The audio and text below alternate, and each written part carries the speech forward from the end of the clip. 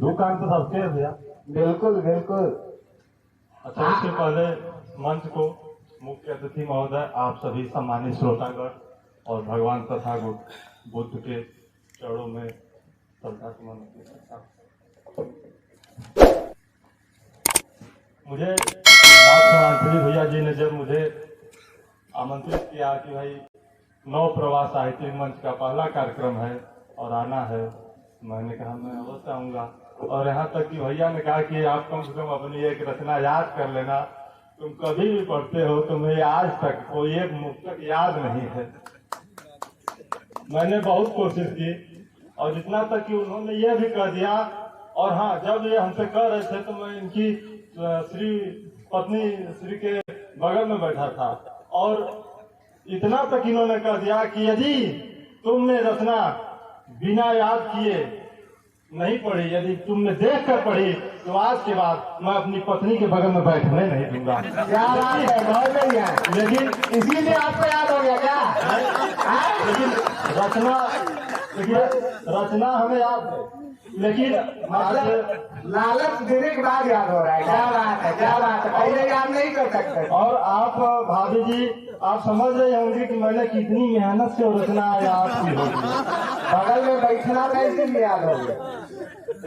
लेकिन मैं आप सभी से क्षमा चाहूंगा, मैं और रचना नहीं पढ़ पाऊंगा।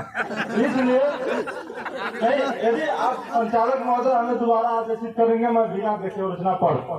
लेकिन यहाँ पे जो हमारी माताएं बहनें बैठी हैं, मेरी एक रचना उनके लिए है। मैं चाहूंगा कि इसलिए पढ़ना चाहूंगा वो रचना, क्योंकि फिर कहीं कभी सम्मेलनों में इतनी हमारी माताएं बहनें बैठकर मुझे सुनने वाले मिलेंगे कि नहीं मिलेंगे, पुरुष तो मिल जाते हैं।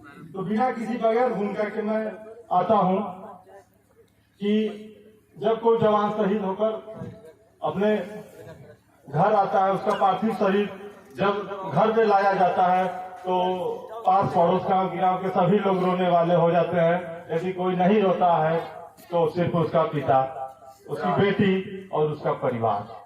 क्या बात है।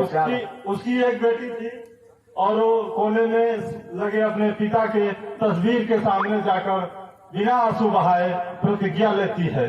और वो क्या प्रतिज्ञा लेती है, बस आप इतना ही समझने का प्रयास कीजिएगा। यदि हमारी बातें आपको समझ में आ गई तो मेरा लिखना सार्थक होगा।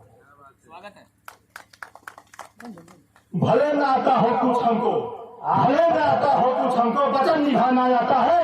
भारत माँ की रक्षा में हमें प्राण गंवाना आता है। भारत माँ की रक्षा में हमें प्राण गंवाना आता है। सिवा तिरंगे के या मुझको और नहीं कुछ भाता है। सिवा तिरंगे के या मुझको और नहीं कुछ भाता है। जब तिरंगे में उसके पिता लिपट कर आते हैं तब वो कहती है कि तिरंगे के मुझको और नहीं कुछ भाता है और बात कथन कर माथे पर चलना मुझको आता है। बात कथन को माथे पर चलना मुझको आता है। भारत विजय से पहले शस्त्र नहीं मैं छोड़ूंगी, तोड़ दूंगी दुश्मन गर्दन की, सबक नहीं मैं तोड़ूंगी। दुश्मन की सीमा में मुझको कदम बढ़ाना होगा और राखी वाले हाथों को तलवार उठाना होगा। जिंदाबाद। प्रमोद भैया, बहुत बढ़िया, बहुत बढ़िया। अब राखी वाले हाथों को तलवार उठाना होगा। अपना शीश काट के चढ़ाना जानती हूँ मैं, अपना शीश काट के चढ़ाना जानती हूँ मैं। मान अपने हिंदुस्तान का बढ़ाना जानती हूँ मैं। फच फच रक्त अपने शत्रु का बढ़ाना जानती हूँ। क्या बात है।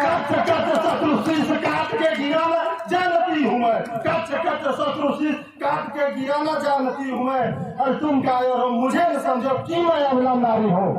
तुम कायर हो मुझे न समझो कि मैं अबला नारी हूँ। शीश काट दे दुश्मन का मैं झांसी रानी अवतारी हूँ।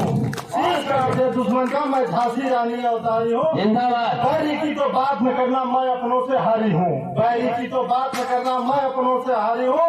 शस्त्र उठा लूँ मैं अगर तो 10 पे मैं भारी हूँ।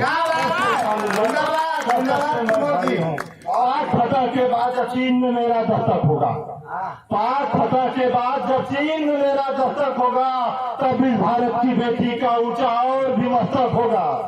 पाक फतह के बाद चीन में जब मेरा दस्तक होगा, तब इस भारत की बेटी का और भी ऊंचा मस्तक होगा।